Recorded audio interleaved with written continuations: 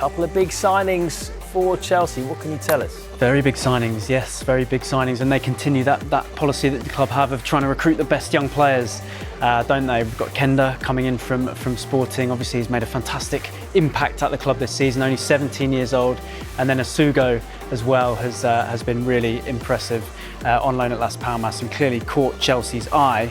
And as you can see, the spending by the club continues with these two. Yeah. So the spend since the start of last season. Since the start of this season, I should say, is up to 290 million if you factor in these two deals. So Chelsea making big moves in the transfer market again.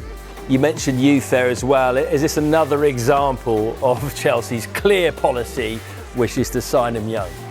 Absolutely, yeah. We've seen it a lot, haven't we, over the last few years. It's been a big focus of the club, and we can see it in the makeup of their starting lineup already in the Premier League. So as you can see from this graphic here, Chelsea have by far the youngest team in the Premier League this season. They have an average age of roughly 24, which is considerably younger than the next youngest in Brighton, who have an average age of over 25.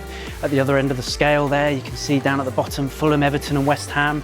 They're pushing towards the 30 mark, but Chelsea very much at the other end of the scale. And if you consider that these players are coming in next, you've got Estevao coming in from Palmeiras as well, only 17 years old. This average age could go even younger, so an interesting policy from Chelsea and one that could continue. Yeah, and you sense there's going to be more Portuguese spoken in that dressing room, isn't there, next season? Indeed. What about Essugo? He will join in the summer, but he faces some serious competition within that position.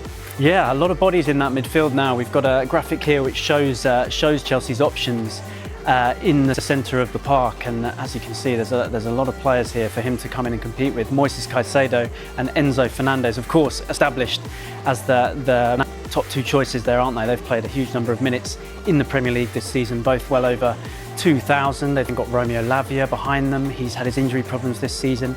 Kiernan Dewsbury-Hall hasn't featured much, but he's another option. Leslie Ugwu-Chukwu here, he's on loan currently at Southampton, and then you've got Essugo potentially coming in as well.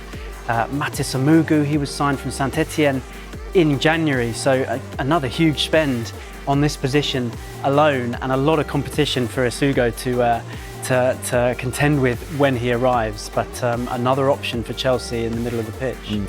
Very different player, Geovany Quenda. He won't be joining until next summer, but he is someone that's certainly been talked about in high regard. We heard there about Man United's potential interest in him. What can you tell us about the kind of player he is? Yeah, very exciting one, very exciting one. Only 17 years old, yet playing every week really for Sporting. He's made a fantastic impact there in the Champions League as well. Been compared to Bukayo Saka by his old coaches, and like Saka, he has demonstrated that ability to play in different positions, and that's what we see if we look at this graphic on the screen here. So these are his minutes played by position in the Champions League this season. Now, under Ruben Amorim, the former Sporting boss, he was mostly used as a right wing back. As you can see, most of his minutes came in that position, but he has, since the change of manager, been used more on the left as a left-sided attacker, left winger really, and that maybe is where he's more likely to slot in at Chelsea. But he is a very impressive young player, and that versatility is just one part of his offering. He's featured regularly in the Champions League, he's featured regularly in the Primeira Liga as well in Portugal, and these are his stats in that competition this season. As you can see, he ranks really highly in lots of attacking metrics. So 4 assists, that puts him in the top 10 in the division, but he's actually third for chances created, 48 chances created in Portugal this season, 10 big chances created. He completes a lot of dribbles, 31 dribbles.